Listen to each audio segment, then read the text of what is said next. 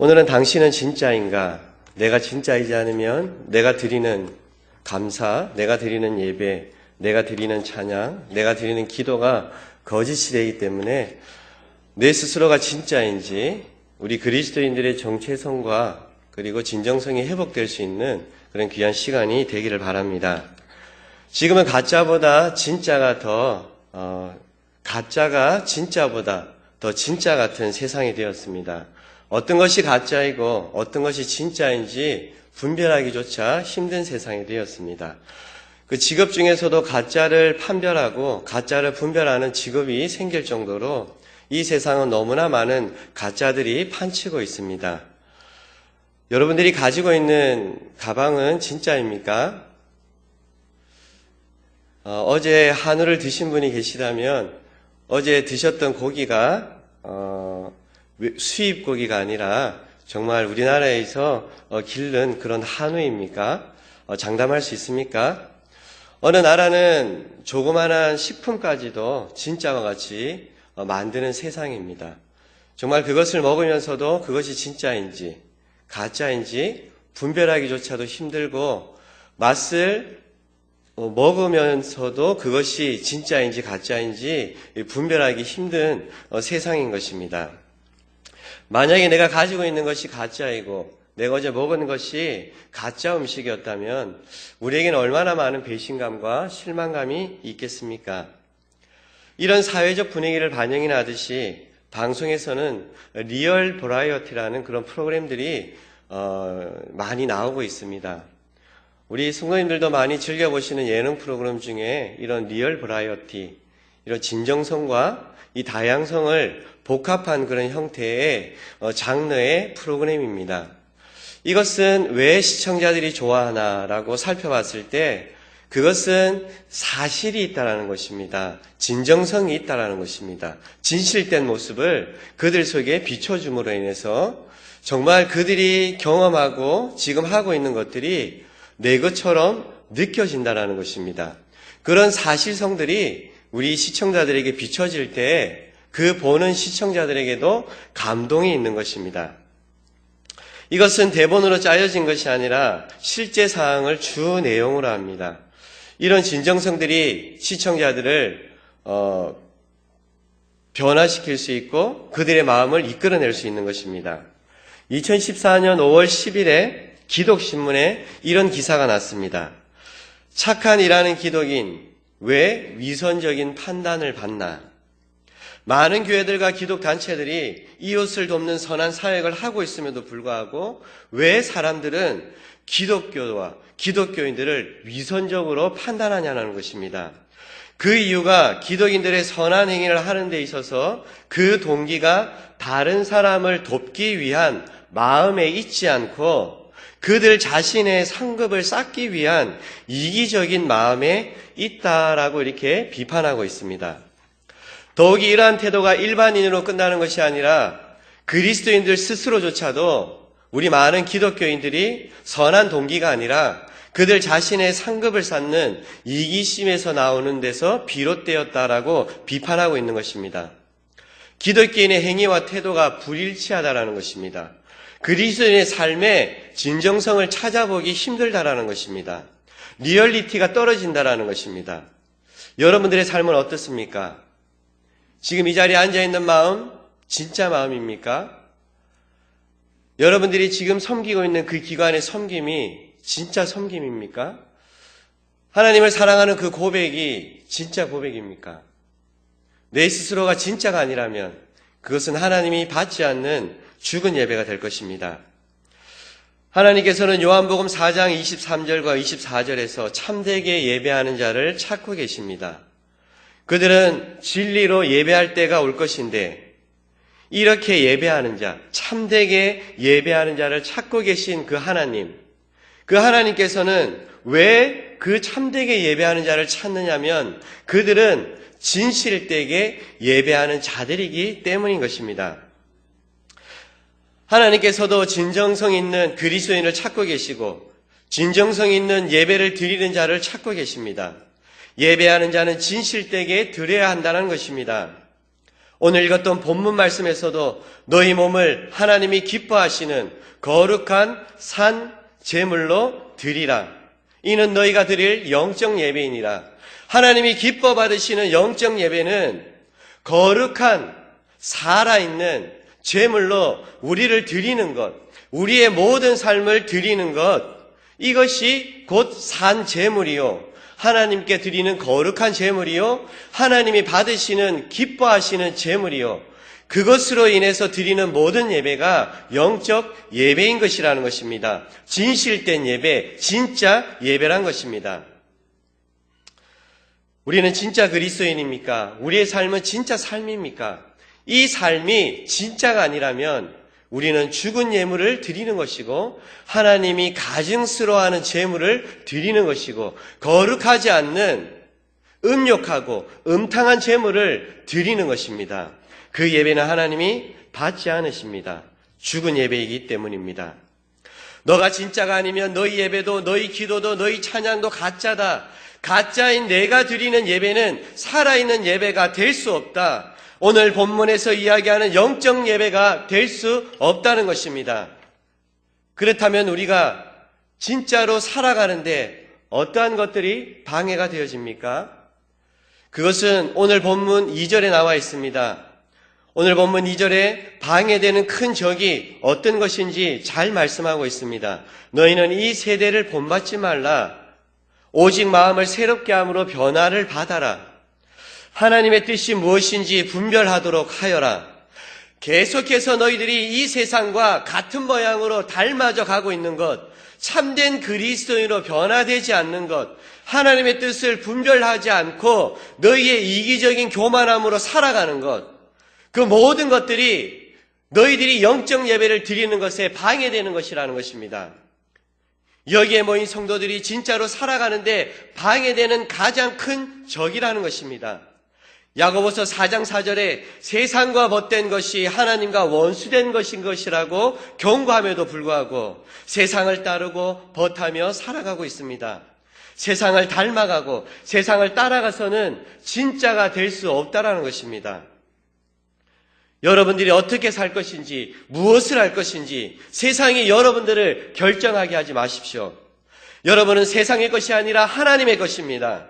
우리가 하나님이 기뻐하시는 거룩한 산 제물이 되기 위해서는 이 세대를 본받지 말아야 하는 것입니다. 새롭게 변화를 받아야 하는 것입니다. 하나님의 뜻이 무엇인지 분별해야 하는 것입니다.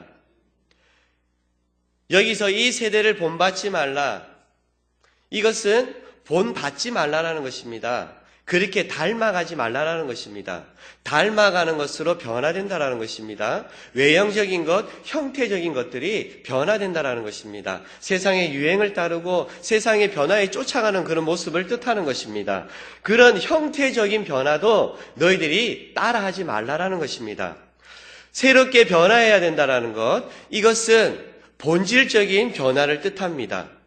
너희들 속에 본질적인 것, 내가 예수 그리스도를 통해서 너희들의 본질을 변화시켰는데 거룩한 그 모습으로 너희들이 변화되라는 것입니다. 그래서 너희들이 그 하나님의 뜻을 분별할 때 너희가 영적 예배를 드릴 수 있고 살아있는 예배를 드릴 수 있고 진짜 예배를 드릴 수 있다는 사실입니다.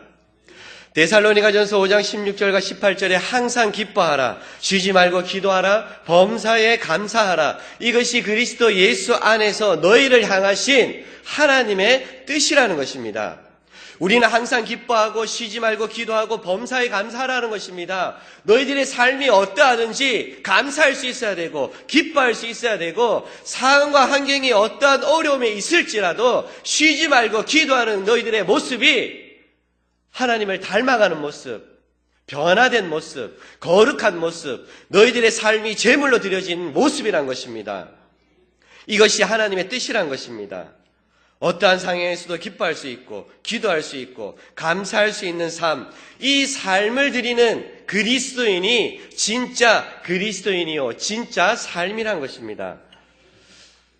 그런데 본받지 말아야 할 세대가 어떻다라는 것입니까? 본받지 말아야 될 우리의 삶이 어떻다라는 것입니까? 변화되어야 될 삶이 어떻다라는 것입니까? 로마서 1장 21절에 하나님을 알지만 하나님을 영화롭게 하지도 않고 감사하지도 않습니다. 그래서 우리의 생각이 허망하여지고 마음이 미련해져서 마음이 어두워진 것입니다. 그것뿐이 아닙니다. 로마서 1장 28절에 결국에는 우리들 마음에조차 하나님 두기를 싫어하는 지경까지 이르게 되는 것입니다. 그래서 우리 땅에는 1천만의 그리스도인이 있음에도 불구하고 로마서 1장 29절과 30절의 말씀처럼 불의와 추악과 탐욕과 악의가 가득하고 시기와 살인, 분쟁, 악독이 가득하고 수근거리고 비방하고 능욕하고 교만하고 부모를 거역하고 무정하고 무자비가 끊이지 않는 삶이 이 세상에도 만연되어져 있다는 사실입니다. 이런 자들에게는 하나님께서 내버려 두시며 심판하실 것이라고 말씀하고 있음에도 불구하고 우리는 그렇게 행하고 또 우리가 행하는 그 모든 행함들이 옳다고 우기고 있다고 로마서 1장 32절에서 말씀하고 있습니다. 이런 우리를 하나님께서는 어떻게 하셨습니까? 오래 참으셨습니다.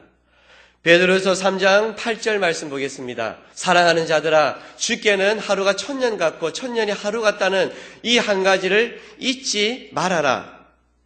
하나님께서는 우리의 모든 악독들, 수많은 시간들을 우리를 사랑하는 마음으로 하루와 같이 여기시면서 우리를 멸망치 않게 하시고 우리가 회개할 때까지 기다리시는 그 긍휼하신 사랑하심으로 우리를 지금까지도 지켜보고 계신다라는 사실입니다. 베드로전서 4장 1절에 너희도 같은 마음으로 갑옷을 삼고 그리스도께서 이에 육체의 고난을 받으셨으니 너희도 같은 마음으로 갑옷을 삼어라. 이는 육체의 고난을 받는 자는 죄를 그쳤습니다. 우리가 그리스도와 연합된 자가 될 때, 그리스도의 고난에 참여한 자가 될 때 우리는 의의 갑옷을 받게 되는 것입니다. 의의 갑옷을 덧입게 되는 것입니다. 그래서 우리 육체의 고난을 모든 받은 동참한 그 자들은 죄가 그치게 되는 것입니다. 그래서 남은 인생을 하나님의 뜻에 따라서 의롭게 살게 되는 것입니다.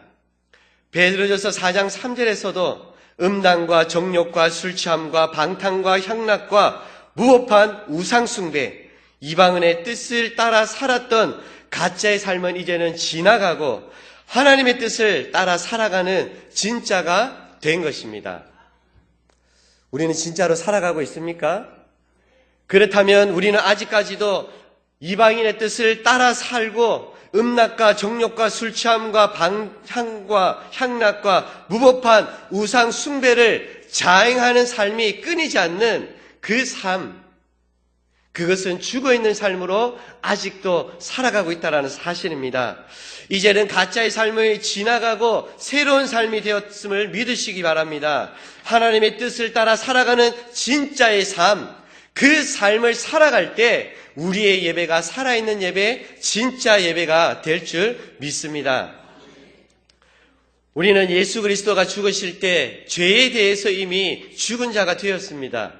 그가 부활하실 때 우리는 다시 산 자가 되었습니다. 이제 죄가 우리 죽을 몸을 지배하지 못하게 된 것입니다. 이제 죄에서 벗어나서 주께 의롭다 하심을 받은 것입니다. 이제는 우리 몸이 죄에 대해 불의한 무기로 사용되어지는 것이 아니라 죄에서 벗어나서 의의 무기로 거룩한 의의 무기가 된 것을 믿으시길 바랍니다. 이제 우리 몸은 죄에 대해서 물러나고 하나님의 능력을 힘입는 축복을 입게 됩니다.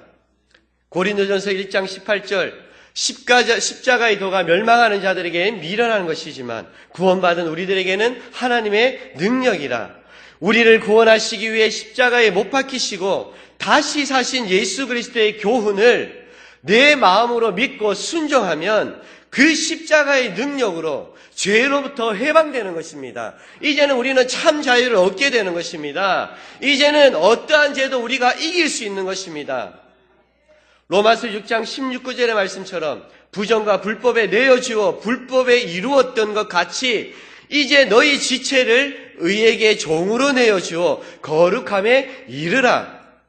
의가 우리를 마음대로 조정하고 주관할 수 있도록 우리를 의에 맡기라는 것입니다. 십자가의 능력에 맡기고 주님의 보혈의 능력의 힘을 믿고 우리의 몸을 그것에 맡길 때 우리는 거룩함에 이를 수 있다라는 것입니다. 그 거룩한 모든 삶이 주께 드리는 산 제물이 될 줄 믿습니다. 그 삶이 거룩한 산 제물로 드려지는 예배가 영적 예배가 되는 것입니다. 의의 또 다른 축복이 있습니다. 의에게 맡겨진 그 우리의 몸, 의에 맡겨진 종된 그 삶은 영생이라는 선물을 받게 됩니다. 로마서 6장 22절에 보면 너희가 죄로부터 해방되고 하나님께 종이 되어 거룩함에 이르는 열매를 맺었으니 그 마지막은 그 종착지는 영생이라.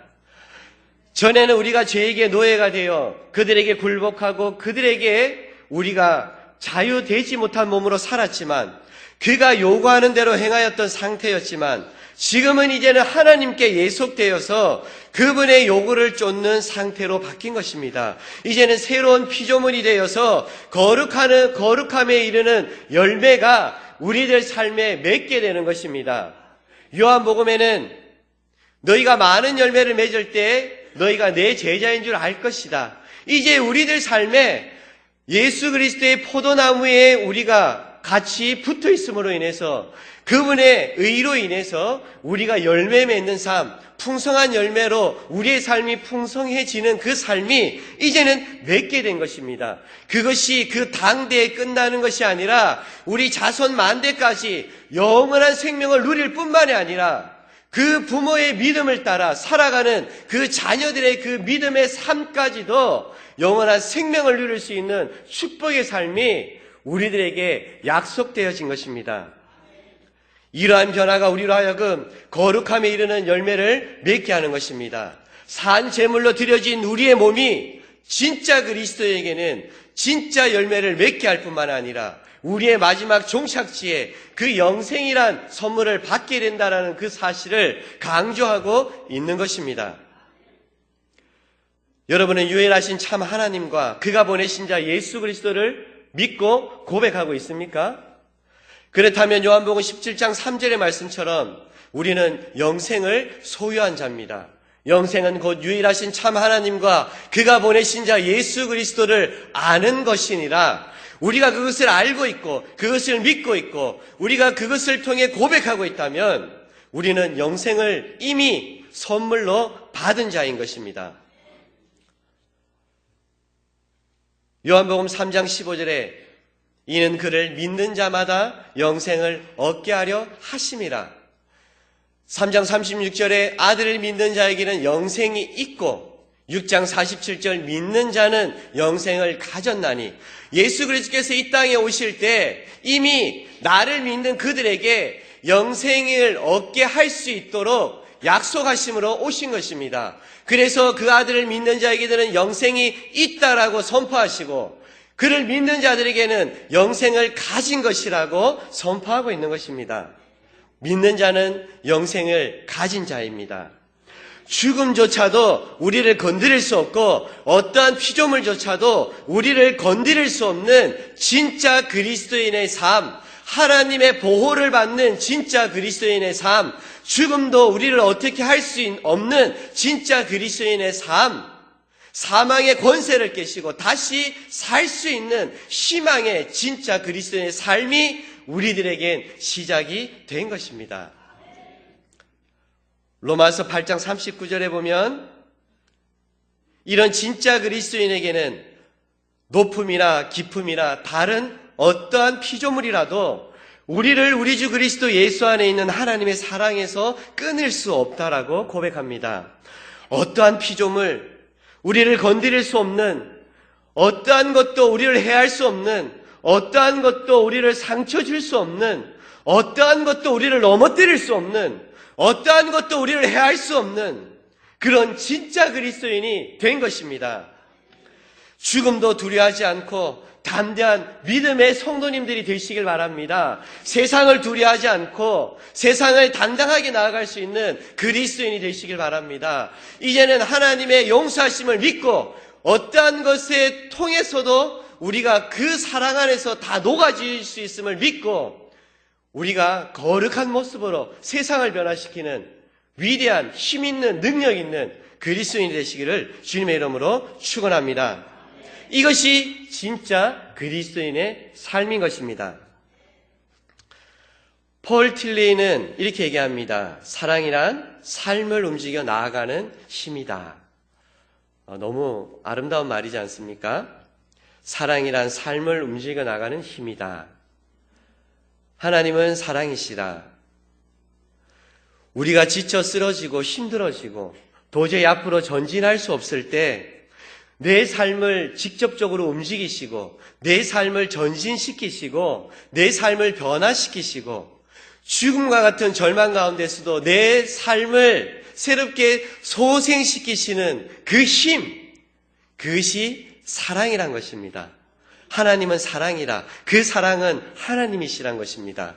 그 하나님은 나의 아버지라 그러십니다. 그 아버지가 나를 나아가게 하는 힘이란 것입니다. 지금 그 하나님의 사랑이 여러분의 삶을 움직이고 있습니까?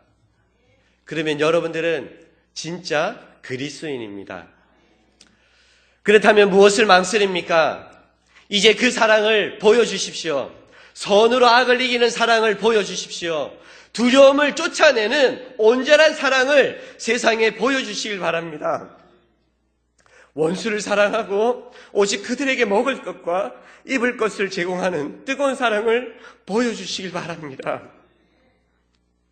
나를 산제물로 드리고 예수 그리스도의 영광이 나타나는 삶에서 진짜 예배가, 우리의 그 진짜의 섬김이, 우리가 나누는 그 진짜 사랑이, 우리가 나누는 그 진짜 보여주는 그 사랑과 실천과 행함들이 세상을 변화시킬 수 있는 힘일 줄 믿습니다. 그럴 때 하나님이 기뻐하시는 영적 예배가 될 수 있습니다. 히브리서 13장 16절에 하나님이 기뻐하시는 제사를 말씀하고 있습니다. 오직 선을 행함과 서로 나눠주기를 잊지 말라. 하나님은 이 같은 제사를 기뻐하십니다. 이같이 기뻐하는 제사가 어떤 것입니까? 선을 행하는 것입니다. 나누는 삶인 것입니다. 더욱더 히브리서 13장 1절과 5절에서 구체적으로 설명하고 있습니다. 형제 사랑이를 계속하라. 손님 대접하기를 잊지 말라. 갇힌 자를 생각하고 학대받는 자를 생각하라. 음행과 간음하지 말라. 돈을 사랑하지 말고 스스로 만족할 줄 알아라. 자족할 줄 알아라는 것입니다.